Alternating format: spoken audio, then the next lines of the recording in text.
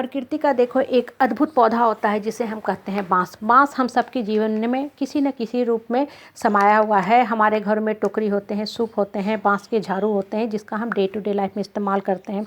बांस के बांसुरी बनाए जाते हैं, जाइलोफोन बनाए जाते हैं, बहुत से म्यूजिकल इंस्ट्रूमेंट हैं जो हमारे बांस के सामानों से, बांस की जो छोटी छोटी लकड़ियाँ होती हैं उससे हम बनाते हैं। महापर्व छठ जो होता है उसमें बांस की टोकरी और सूप का इस्तेमाल किया जाता है। बिना टोकरी सूप के ये महापर्व अधूरा माना जाता है। शादी ब्याह में बांस के जो सामान होते हैं उनका, टोकरी का, दौरा का और भी बांस की लकड़ियों का इस्तेमाल किया जाता है। आप जो गांव में आज भी घर होते हैं उन घरों में बांस का ही इस्तेमाल किया जाता है। जो सीढ़ियाँ बनती हैं वो भी बांस की बनती हैं। उस सीढ़ियों से हम घरों के छतों पे जाते हैं और मोस्ट इम्पॉर्टेंट हमारे जीवन की जो अंतिम यात्रा है वो भी बांस पे ही निकलती है। बांस की देखिए सबसे बड़ी खासियत क्या होती है, ये जो किसान बांस की सही ढंग से खेती करते हैं वो कुछ दिन में ही माला माल हो जाते हैं, क्योंकि बांस एक ऐसा पौधा होता है जो ना सूखे की मार का उस पर कोई असर होता है, ना कीटाणु विषाणु उस पर लगता है, ना बाढ़ की चपेट में आता है, ना पाला पड़ता है। कभी आपने सुना है कि बांस का पौधा बाढ़ के पानी में बह गया, बांस के पौधे को पाला मार दिया? कभी नहीं। और मोस्ट इम्पॉर्टेंट, बांस का जो पौधा होता है ना वो 30% ज़्यादा ऑक्सीजन देता है। ये जो पौधा होता है दिन में तो कार्बन डाइऑक्साइड लेता ही है, खाना बनाने के लिए, प्रकाश, फोटोसिंथेसिस के काम के लिए ऑक्सीजन छोड़ता ही है, साथ के साथ ये पौधा रात में भी आपको ऑक्सीजन छोड़ता है। और मोस्ट इम्पॉर्टेंट, जो किसान बांस लगाते हैं ना उन्हें बहुत ही कम आर्थिक क्षति का सामना करना पड़ता है।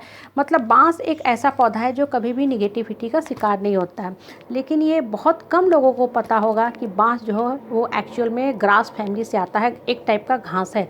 जब भी हम घास की बात करते हैं हमारे दिमाग में एक सॉफ्ट, पल्पी, ग्रीन, नरम, नाजुक सा पौधा दिमाग में आता है जिसे हम पैरों तले कुचल देते हैं, जिसे गाय, बकरी, भैंस खाते हैं। कभी हम ये चीज़ सोच भी नहीं सकते हैं कि ये जो बांस होता है ये घास फैमिली का ही एक मेंबर है। अब देखो ये हमें जीवन में कितनी बड़ी शिक्षा देता है, इस पे गौर करो। ये बताता है कि आप किस फैमिली से आते हो ये मैटर नहीं करता है, मैटर करता है आपकी पर्सनल क्वालिटी, कि पर्सनली आप में क्या क्वालिटी है, आपकी आत्मा में कैसी शक्ति है, आपकी पहचान, आपका आत्मबल बनता है। आप कहाँ से आते हो मैटर नहीं करता, आप क्या हो ये मैटर करता है। बांस देखो अगर कहा जाए तो ये ग्रास फैमिली का है। कितना सॉफ्ट पल्पी होना चाहिए, जिसे लोग पैरों से कुचल दें, लेकिन बांस कितना मजबूत है।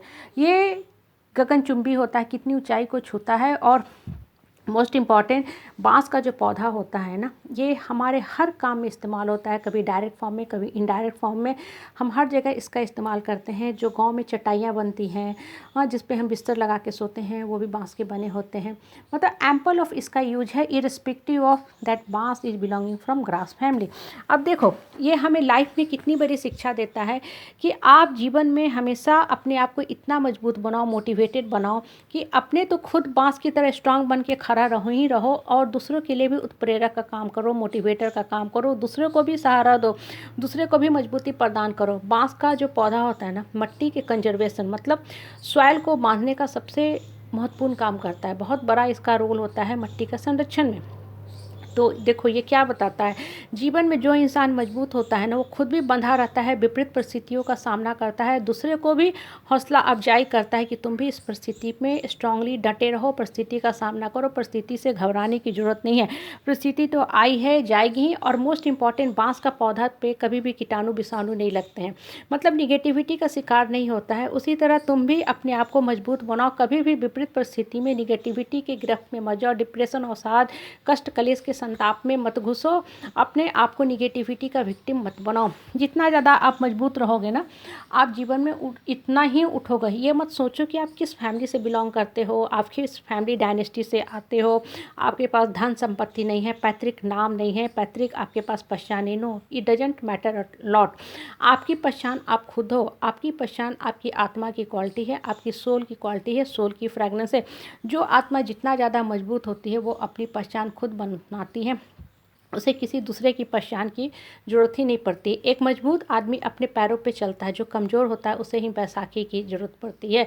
ये क्या बताता है, ये बताता है कि आप अपने अंतर मन को इतना ज़्यादा स्ट्रांग बनाओ कि आप खुद मजबूत इंसान बन के हर परिस्थिति का सामना करो, और दूसरों को भी ज़रूरत पड़ने पे मदद करो, उसको भी हेल्प करो, उसके लिए भी आप एक मोटिवेटर का काम करो, उसके लिए भी आप एक उत्प्रेरक का काम करो, उसको भी बढ़ने में मदद करो। जीवन में जो इंसान उठता है ना वही दूसरे को उठने में भी मदद करता है।